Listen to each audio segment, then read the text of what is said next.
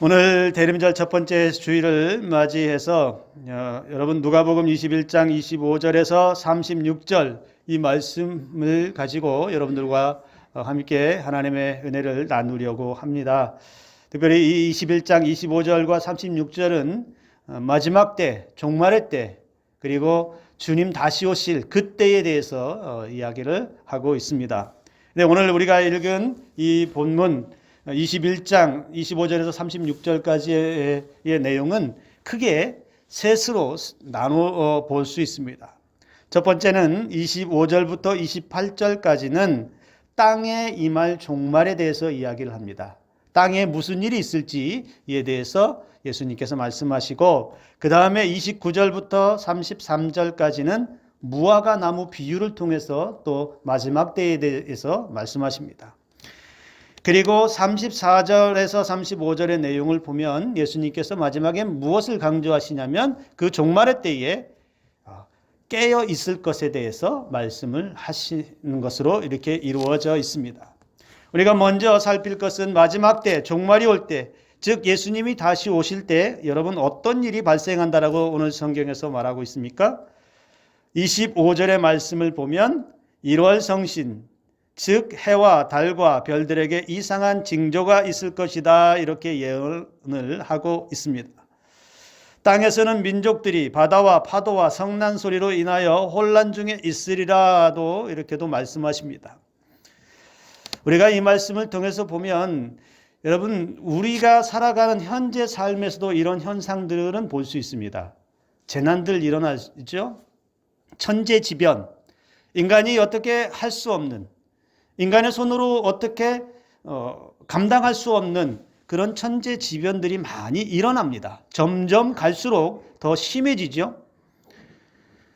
바다의 쓰나미로 인해서 한 마을을 완전히 덮쳐서 많은 사상자를 내기도 하고요. 또 큰 지진으로 인해서 땅을 흔들어 버리기도 하고요. 그래서 사람들의 삶을 파괴시키는 일들도 이제는 쉽게 볼 수 있습니다. 그런데 우리가 오해하지 말아야 될 것은, 그러면 그런 현상들이 일어난다. 그러면 지금 망하는 것이냐? 큰일 났네? 주님이 그럼 지금 당장 오시겠네? 예, 오실 수도 있고, 안 오실 수도 있고, 저는 언젠지를 모르니까. 우리가 조심해야 될 것은, 그렇다고 해서 당장 무슨 일이 일어나기 때문에 산속으로 숨어들든가 이런 일은 일어나서는 안 된다는 거예요. 그 징조들, 지금 우리 눈앞에 펼쳐지는 자연의 현상들, 재난들, 전쟁들, 기근들, 성경에서 말하고 있는 마지막 때에 이런 일들이 일어날 것이다 라고 했던 일들이 우리 삶에서 점점 더 가까이 오고 있다는 것을 우리가 느껴야 된다는 거예요. 그래서 우리가 눈에 보여지는 현상들을 보면서 우리가 가져야 할 생각은 주님이 재림하시는 그날이 가까이 오고 있다. 마지막 때가, 종말의 때가, 다시 오실 재림의 주님이 더 가까이 오고 있다는 것만은 분명하다. 우리가 이 믿음을 가지고 살아야 된다라는 것입니다.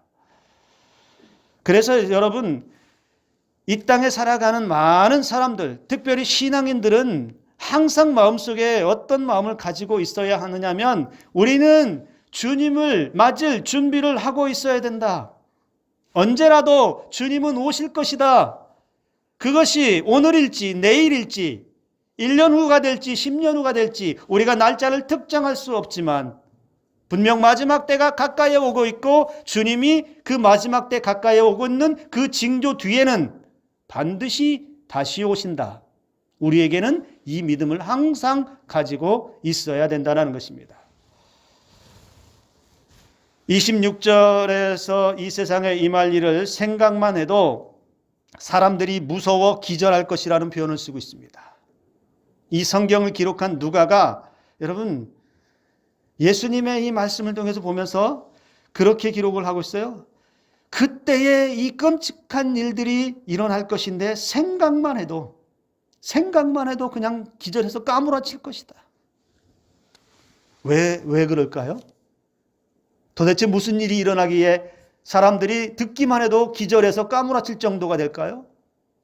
이 심판은, 주님이 다시 오실 마지막 때의 심판은 누구도 피할 수 없기 때문에 그렇습니다. 영원한 영생의 은혜로 가든지 영원한 형벌로 가든지 완전하게 심판하실 주님, 그 주님이 오실 때의 마지막 때에 그 재난과 재앙들은 모든 사람이 맞게 되기 때문에 피할 수 있는 것이 아니기 때문에 이것은 정말로 일어나서는 안 되는, 나에게만큼은 이런 일이 일어나지 않았으면, 나에게만큼은 그런 고통과 그런 어려움과 그런 재앙들이 일어나지 않았으면 하지만 마지막 때에는 피할 수 없다라는 것입니다. 그렇게 여러 가지 현상들, 재난과 기근과 전쟁과 자연재해들과 마지막 때의 징조들이 있은 다음에, 그 다음에 27절의 말씀을 보면 예수님께서 이 땅에 오신다. 구름을 타고 능력과 영광 중에 이 땅에 오시겠다, 이렇게 말씀하고 있습니다. 그래서 여러분, 이 말씀이 시사하는 바는 뭐냐면, 예수님은 이 땅에 오실 때, 다시 오실 때 짠 하고 우리 눈에 보이지 않게 휙 왔다가 그냥 사라져버리는 분이 아니라, 우리 주님이 승천하실 때 뭐라고 말씀하셨죠? 너희가 본 그대로 오실 것이다, 이렇게 말씀하셨어요. 그리고 지금 뭐라고 말씀하시냐면 구름 타고 오시겠다, 영광 중에 오시겠다. 이 말은 눈으로 볼 수 있게 오신다라는 거예요. 사람의 눈으로 확인할 수 있는, 그러니까 모든 사람들이 다 공개적으로 눈으로 볼 수 있는 예수님의 재림을 맞이하게 될 것이다, 이렇게 말씀하고 있다는 거예요. 이단 사이비들, 특히 재림주라고 말하고 자신이 메시아라고 말하고 자신이 동방의 의인이라고 말하고 자신이 마치 신이 된 것처럼 말하는 사람들, 다 헛개비라는 거예요. 그런 사람들을 통해서 이 땅의 구원의 은혜를 하나님은 주시지 않습니다. 예수님은 모든 사람들이 볼 수 있게, 모든 사람들이 다 눈으로 똑똑히 확인할 수 있게 오신다라는 사실을 여러분 기억하시기 바랍니다. 그러면 예수님이 그때 마지막 때에 이제 재림하셔서 오시면 이 땅에 두 부류의 사람들로 나눌 수 있겠죠. 어떤 사람으로 나눌 수 있습니까? 그 주님이 오실 때까지, 주님이 재림하실 때까지 적절하게 신앙의 자리를 잘 지키고 믿음을 잘 지켜서 주님을 맞을 준비를 잘 한 사람들, 모든 박해와 환난과 시험을 잘 견뎌낸 사람들, 그래서 주님을 기쁨으로 맞을 수 있는 사람이 있는 반면에 주님이 오시기까지 흥청, 망청, 내 마음대로, 내 뜻대로, 내가 하고 싶은 대로 쾌락에 빠져서, 세상에 빠져서 주님 없이, 그래서 언제 주님이 오는지도 모르고 있다가 갑자기 나타나시는 주님 보고 크게 놀라게 되는 부류의 사람이 있을 것입니다. 오늘 이 자리에 계신 분들에게 한번 묻겠습니다. 여러분, 우리는 주님이 오시면 우리는 어떤 모습을 가지고 주님을 만날 수 있겠습니까? 우리는 어느 부류에 속한 사람들이 수 있겠습니까? 언제 오실지 모르는 그 주님을 대비하지 못해서, 주님을 맞을 준비가 안 돼 있어서 그렇게 살다가 주님을 맞이하실 것인지, 아니면 언제라도 내 삶의 자리에 오시면 나는 내 믿음 가지고 주님을 맞이할 수 있고, 내 삶의 자리에서, 내 신앙의 자리에서 언제라도 주님을 기쁨으로 맞이할 수 있겠습니까? 오늘 저와 여러분들에게는 언제라도 주님을 우리의 삶의 자리에서 기쁨으로 맞이할 수 있는 은혜가 있기를 주님의 이름으로 축복합니다. 우리가 마지막 때, 종말의 때를 살아가면서 기억해야 할 것이 있습니다. 여러분, 과거에 우리나라에서도 그런 일들 있었고, 지금도 그런 사람들이 있어요. 외국에도 그런 사례가 많은데, 종말이 온다. 세상에 종말이 올 거야. 몇 년, 몇 월, 며칠, 몇 시에 종말이 올 거야. 그래서 종말이 올 것이기 때문에 다 필요 없어. 직업도 필요 없고, 직장도 필요 없고, 가족도 필요 없고, 종말의 때를 준비해야 돼. 그러니까 한 군데 모여가지고 산이든 어디든 모여서 종말을 대비해야 된다. 종말을 생각하면 두렵기 때문에 도망가야 되고 피해야 되고 삶을 포기해야 되고, 여러분, 우리는 그럴 필요가 없는 줄 믿습니다. 산속으로 들어가서 내 삶을 다 팽개치고 들어가서 있다고 해서 주님을 온전히 만날 수 있는 것은 아니라는 것이에요. 오히려 종말이 오겠지만, 언제인지 모르지만 종말이 와도, 마지막 때가 되어도, 주님이 재림하셔도 오히려 그날을 기억하면서 기다리면서 이전보다 더 담대하게, 이전보다 더 당당하게 믿음의 자리로 나아가야 될 줄로 믿습니다. 왜냐하면 주님이 다시 오시는 그날, 믿음을 끝까지 지킨 사람들에게는 그날이 기쁨의 날이요, 그날이 구원의 날이요, 그날이 영원한 생명에 들어가는 날이기 때문에 그렇습니다. 그렇지만 반대로 그날을 준비하지 못한 사람에게는 그 재앙이 두려운 것이고 끔찍한 날이고 맞이하고 싶지 않은 날이고, 주님을 만나기 위해 준비하지 못한 사람은 영원토록 형벌에 떨어질 수 있는 심판이 기다리고 있다는 사실입니다. 그렇기에 여러분, 오늘 신앙의 자리에서는 여러분 더 이전보다 주님을 향해서 담대한 신앙을 가질 수 있기를 간절히 소망합니다. 내 삶에 어떤 상황이 펼쳐져도, 내 삶에 어떤 상황이 되어도 내 삶에서는 주님을 향한 마음과 주님을 향한 삶은 멈출 수가 없고, 주님께서 열어주시는 그 은혜의 길을 포기할 수 없고, 세상이 나를 얼마나 괴롭히고 사단의 세력이 얼마나 많은 공격으로, 박해와 어려움과 환난과 고통으로 믿음을 끊으려고 할지라도, 그럼에도 불구하고 우리는 마지막 때를 대비하는, 종말의 때를 대비하는, 그래서 주님이 언제 오셔도 주님을 맞을 수 있는 준비가 되어지는 그런 은혜의 삶을 살아갈 수 있기를 주님의 이름으로 축복합니다.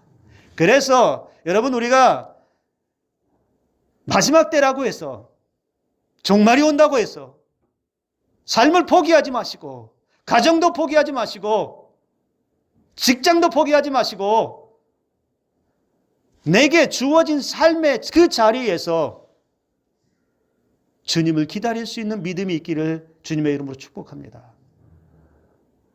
주님 오시는 그날까지 내게 주신 생명의 날들 동안에 열심을 가지고 세상을 살아가야 하고요, 내게 주신 그 신앙의 자리에서 내 믿음을 순결한 신부와 같이 지켜내면서, 여러분, 주님이 오실 때 부엌에서 밥하다가 주님 만나면 어때요?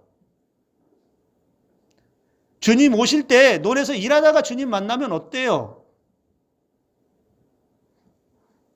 중요한 것은 내가 어떤 자리에 있느냐보다 내가 어떤 믿음을 가지고 살고 있느냐, 어떤 믿음의 자세로, 어떤 신앙의 자세로 주님 앞에 있느냐, 이것이 중요한 것이지, 종말론자들처럼 모든 걸 다 포기하고 다 끝이니까 이런 삶은 살지 않기를 간절히 소망합니다. 그 다음에 여러분, 우리 두 번째의 단락에서는 무화과 나무의 비유를 통해서 마지막 때의 징조를 알라고 그렇게 우리 주님이 말씀을 하고 있습니다. 근데 주목할 것이 있어요. 여기 이 무화과 나무 비유를 하면서, 이 무화과 나무 비유는 마태복음 24장과 마가복음 13장에 똑같이 나타납니다. 그런데 마태와 마가에서는 이 말이 없어요. 무슨 말이 없냐면, 무화과 나무와 함께 덧붙여 뭘 말씀하냐면 모든 나무라는 말이 들어가 있어요. 마태와 마가는 이 모든 나무라는 말을 쓰지 않았어요. 그런데 여기에서는 모든 나무를 언급했다는 사실이 놀랍습니다. 여러분, 우리가 이제 누가복음을 흔히 이제 그 이방인을 대상으로 해서 썼다라고 우리가 알려져 있습니다. 근데 보통은 성경에서 무화과는 이스라엘을 상징을 합니다. 이스라엘 백성을 상징을 하고 있고, 이방인들은 보통 이제 성경에서 이방인들은 이렇게 제외시키는 그런 일들이 있는데, 여기에 모든 나무를 언급한 것은 어떤 의미를 가지고 있냐면, 이스라엘을 상징하는 무화과 나무뿐만 아니라 이방인들, 그들이 생각하지 않는, 그들이 바라보지 않는 이방인들에게까지도 함께 임한다는 거예요. 그러니까 여러분, 누가복음에서 강조하고 있는 게 뭐예요? 이 땅에 있는, 이 땅에 살아가는 모든 사람들이 다 그 마지막 때를 만난다라는 것을 이야기해 주고 있습니다. 그러면서 여러분, 무화과 나무와 모든 나무의 비유가 말하고자 하는 핵심은 새싹이 나면 그 새싹을 보고 여름이 가까워진 줄을 알 수 있는 것처럼 이와 같은 일이 일어나거든, 이런 징조가 일어나거든, 이제 곧 하나님의 나라가, 주님의 재림이 가까이 온 줄을 알아야 된다라는 것을 말씀하고 있다는 겁니다. 근데 여러분, 여기서도 이 같은 일, 이와 같은 일이라고 하는 말을 썼어요. 근데 이 같은 일은 어떤 일을 말하냐면 두 가지를 말하고 있어요. 두 가지를 담고 있어요. 하나는 예루살렘 멸망에 대한 예언을 담고 있고, 또 하나는 예수님의 재림에 대한 것을 말하고 있습니다. 그러니까 징조가 있고 여러 가지 현상들이 일어나고 마지막 때에 일들이 벌어지면 이 같은 일이 일어날 것이다. 근데 이 말씀이 당시 사람들에게 이해가 안 될 수도 있고 저와 여러분들에게도 이해 안 될 수 있는 것들이 하나가 있어요. 뭐냐면 예루살렘 멸망은 이미 이 사람들은 보았어요. 주후 70년에 예루살렘이 멸망을 했어요. 그래서 이 누가복음 85년경에 기록되었으니까 이미 예루살렘 멸망을 목격해서 이 같은 일 중에 하나는 이미 이루어졌어요. 그런데 뭐가 안 이루어졌냐면 예수님의 재림은 아직 이루어지지 않았어요. 그러니까 예수님이 도대체 오긴 오는 거야? 아니, 예수님 다시 오신다고 했는데 일어날 수 있는 거야? 정말 오는 거야? 아무리 기다려도, 사람이 아무리 순교하고 죽어나가고 어려운 박해가 계속 더 깊어지면 깊어질수록 빨리 왔으면 좋겠는데 주님은 오지 않더라는 것이죠. 안 올 수도 있겠네. 근데 그 주님이 언제까지 안 오셨을까요?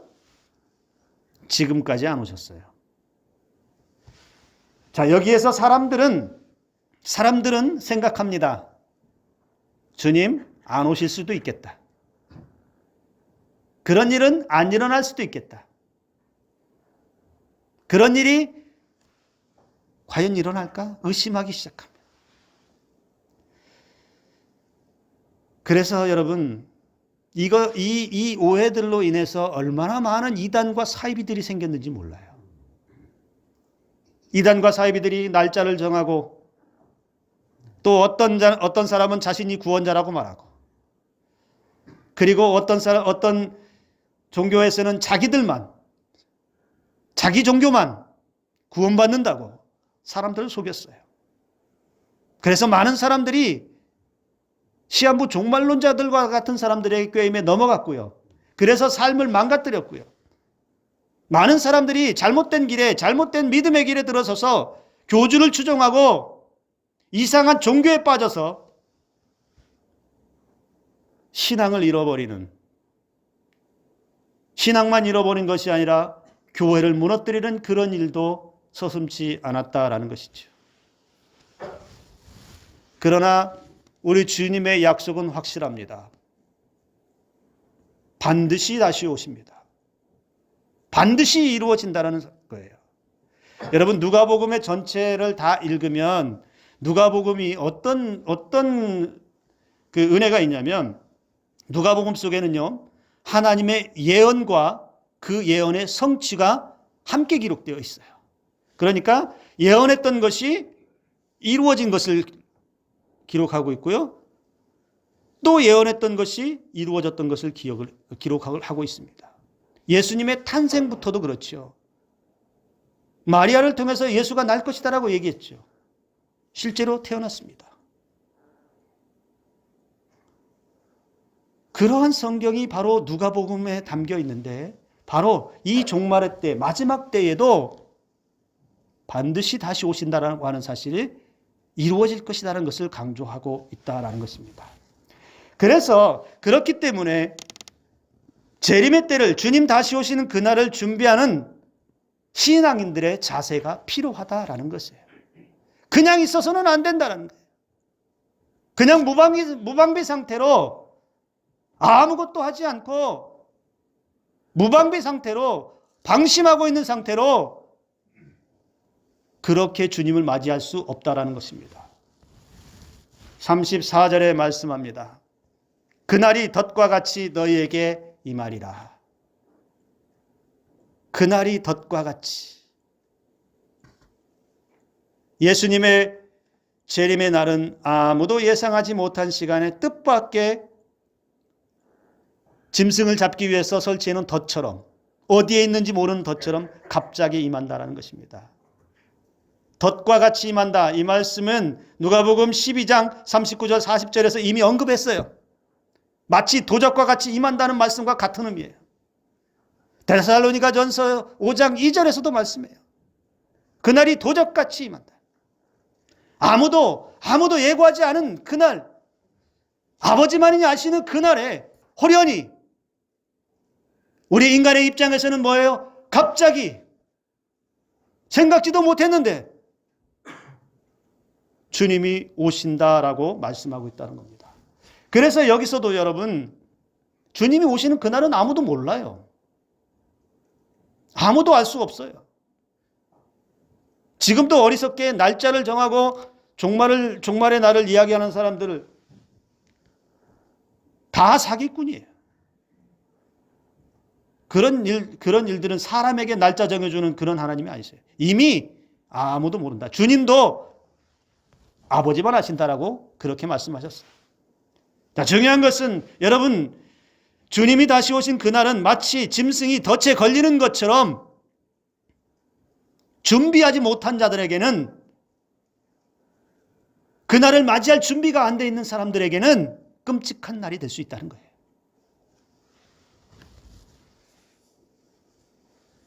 그리고 35절의 말씀을 보면 이 날은 온 지구상에 가는 모든 사람에게 이 말이라. 아까도 말씀을 드렸죠? 누구는 맞이하고 믿음 있는 사람들만 맞이하는 게 아니에요. 믿음이 있든 없든 이 땅에 호흡하고 있는 모든 사람들은 다 주님을 맞이하게 된다라는 것이죠. 주님이 오시는 그 재림을 보게 된다라는 것입니다. 그러면 어떻게 하라고 그러는 거죠? 그러면 우리에게 어떻게 하라고 주님이 가르쳐 주고 있나요? 우리 34절의 말씀을 한번 볼까요? 너희는 스스로 조심하라. 그렇지 않으면 방탕함과 술 취함과 생활의 염려로 마음이 둔하여진다. 이렇게 말씀하고 있습니다. 그런데 이 말씀을 다른 번역본들을 찾아보면 우리 공동번역에는 여러분 이렇게 되어 있습니다. 흥청대며 먹고 마시는 일과 쓸데없는 세상 걱정에 마음을 빼앗기지 않도록 조심하여라. 그날이 갑자기 닥쳐올지도 모른다. 조심하여라. 새번역 성경에서는 이렇게 말합니다. 방탕과 술 취함과 세상살이의 걱정으로 너희의 마음이 짓눌리지 않게 하라. 세상의 마음 빼앗겨서 세상에 눌려 살지 말아라. 메시지 성경에서도 이렇게 말합니다. 내 마음이 방탕과 술 취함과 삶의 걱정으로 무겁게 눌리지 않도록 하여라.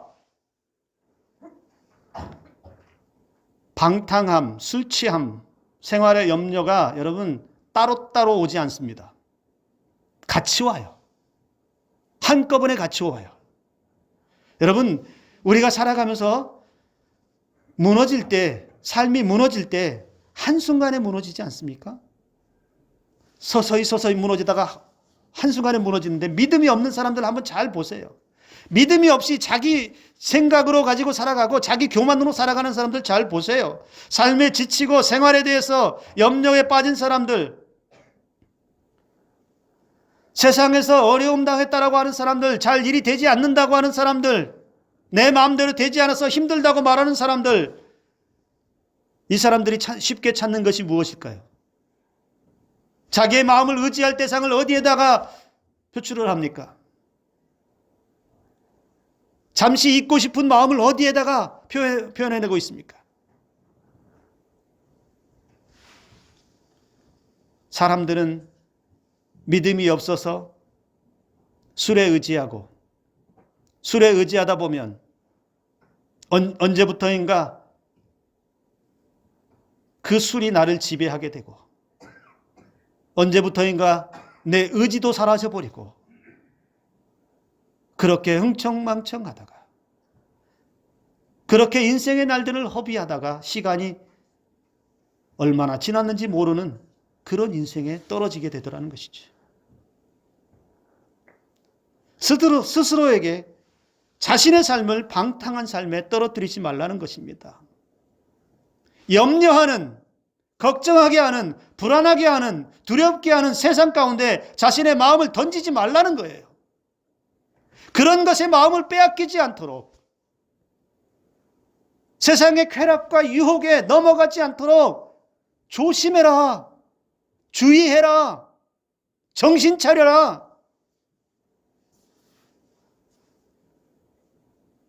술 취해서 사는 사람들, 여러분, 우리 성도들은 잘 많이 안 보셨을 것 같기도 한데 저는 아주 가까이에서 많이 봤어요. 아버지한테는 죄송하지만 저희 아버지는 건강하실 때는 술을 아주 많이 드셨던 분이에요. 술 취한 건 거의 1년 364일 정도는 보는 것 같아요. 왜 하루는 왜 뺐냐고요? 술 먹다 보면 몸이 아플 때가 하루 있어요. 그때는 쉬시더라고요. 술 취한 사람들을 보면요, 술 취해서 사는 사람들, 늘 취해 있는 사람들을 보면 자기가 무슨 말 하는지도 잘 몰라요. 그리고 자기가 지금 어떤 상태인지를 몰라요. 그리고 술 취해서 사는 사람들, 취해 있는 사람들은 어디로 갈지도 몰라요. 여러분, 우리의 심령이 술 취한 인생과 같은 인생이 되어서는 안 된다는 거예요. 내가 어떤 상태인지, 내가 지금 어디로 가고 있는지, 내가 무엇을 향해서 삶을 살아가고 있는지 모른 채로 내 삶을 세상의 방탕한 곳에 그냥 던져놓고 사는 그런 인생이 되어서는 안 된다는 겁니다. 여기 스스로 조심하라, 이 조심하라는 말은 정신 차리라 이 말이에요. 스스로 좀 경계해서 자신을 감시해서 하나님의 은혜에서 벗어나지 않도록 잘 살피라는 말이 이 안에 담겨 있다는 것입니다. 그렇게 스스로 조심하고, 그렇게 스스로 살피고, 그렇게 스스로 정신 차릴 때 우리의 삶에서 언제라도 어떤 상황이라도 주님 오시면 우리는 주님을 맡게 된다는 거예요. 그러면 부끄러움이 없는 믿음을 가지고 주님 앞에 설 수 있다는 거예요. 세상에 마음 뺏기지 않고 온전히 주님만 바라보면서 초대교회 신앙인들이, 초대교회 유대인들이 주 예수여 어서 오시옵소서라고 했던 것처럼, 그 믿음의 고백을 가지고 살아갈 때처럼 주여 지금이라도 오시옵소서, 오시면 나는 주님을 맞을 준비가 되었습니다. 이 믿음을 가지고 정신 바짝 차리고 있으라라고 주님께서 말씀하고 있다는 겁니다. 우리 주님은 그래서 그 시대 사람들과 오늘 우리에게 이렇게 말씀합니다. 36절, 항상 기도하며 깨어 있으라. 신앙의 자리에서 깨어 있으라. 잠들지 말아라. 취해 있지 말아라. 한눈 팔지 말아라. 주저앉아 있지 말아라. 머뭇거리지도 말고 주님의 은혜 앞에서 깨어 기도할 수 있는 준비가 되어 있으라. 그렇게 말씀하고 있습니다. 이 말씀을 다른 번역본도 다시 한번 우리가 참고로 읽어보면 현대내 성경에서는 너희는 앞으로 일어날 이 모든 일들을 겪지 않고 내 앞에 설 수 있도록 언제나 정신 차리고 기도해라. 너희는 앞으로 닥쳐올 이 모든 일을 피하여 사람의 아들 앞에 설 수 있도록 늘 깨어 기도하라. 주님 오실 때까지 기도하며 신앙의 자리 지키고 있어라. 누구 앞에서요? 주님 앞에서. 주님 앞에서 세상 바라보지 말고 기웃거리지 말고 두리번거리지 말고 주님만 바라보면서 주님 앞에서 정신 차리고 기도하면서 신앙의 자리 지키면서 준비하고 있으라. 이렇게 말씀하고 있다는 겁니다. 제가 이 깨어있다라고 하는 것, 정신 차린다라고 하는 걸 생각하다가 이런 생각을 했어요. 여러분, 운전해 보신 분들은 다 생각 날 거예요. 이해하실 것 같아요. 운전하다 보면 이 운전이 쉬운 것 같아도 결코 쉽지는 않습니다. 방해하는 게 굉장히 많아요. 장거리를 하다 보면 여러분 오래 하다 보면 졸음도 오죠. 그리고 잠시 한눈 팔았다가는 큰일 나요. 더 무서운 건 뭐예요? 꾸벅 한번 졸았다가 눈 뜨면 대형 사고 나죠. 또 음주운전. 큰일 날 일이에요. 큰일 날 일. 정신 못 차린다라고 하는, 신앙에서 정신 차리라고 하는 것은 여러분 마치 운전자가 목적지를 가기 위해서 앞을 보고 전방을 주시하면서 조심하고 집중해서 한눈 팔지 말고 졸지 말고 술 취하지 말고 똑바로 운전하는 거. 이게 정신 차리고 있는 거라는 거예요. 그것이 신앙의 실력이라는 거예요. 운전 잘하는 게 뭘까요? 안전하게 정확하게 사고 없이 목적지까지 잘 가는 거죠. 신앙의 실력은 뭔지 아세요? 한눈 팔지 않고 딴 데 보지 않고 주님 앞에 바로 서서 끝까지 주님 앞까지 믿음의 경주를 싸워 달려나가는 것이 신앙의 실력이라는 것입니다. 창세기의 노아 때의 사람들을 여러분 생각하시기 바랍니다. 아무도 홍수 심판을 믿으려 하지 않았습니다. 아무도 믿지 않았어요. 노아와 가족들 외에는. 근데 여러분 그때 노아 홍수 심판 때에는 예고라도 해주셨어요. 하나님께서 홍수를 내릴 거라고 예고는 하셨어요. 적어도 노아 때는 120년이라는 방주 만드는 시간 동안의 예외 시간을, 준비의 시간은 줬어요. 그런데도 사람들은 믿지 않았어요. 그러다가 비가 내리기 시작할 때 믿지 않았던 사람들 마음이 어땠을까요? 에이, 오다가 그치겠지? 그런데 하루 이틀, 10일, 20일, 30일, 40일 동안을 멈추지 않고 쏟아부었어요. 물이 점점 차올라요. 피할 수 있는 데까지 다 도망갔어요. 높은 곳으로 도망갔어요. 그런데도 비가 멈추지 않고 차오를 때 어떤 느낌이 들었을까요? 여러분, 하나님의 약속은 약속하신 그대로 이루어진 줄을 믿으시기 바랍니다. 다시 오신다라고 하신 그 약속은 반드시 이루어진다라고 하는 사실을 기억하시기 바랍니다. 주님 다시 오시는 그날은 이 땅의 마지막 재림 때에 이루어져서 우리 믿음의 성도들에게는 영원한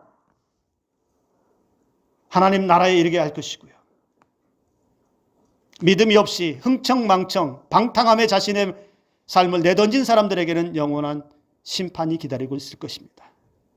이 약속과 성취를 기억하면서 이 대림절의 기간 정신 차리고 깨어서 주님 앞에 나아가는 저와 여러분들 될 수 있기를 주님의 이름으로 축복합니다. 기도합니다.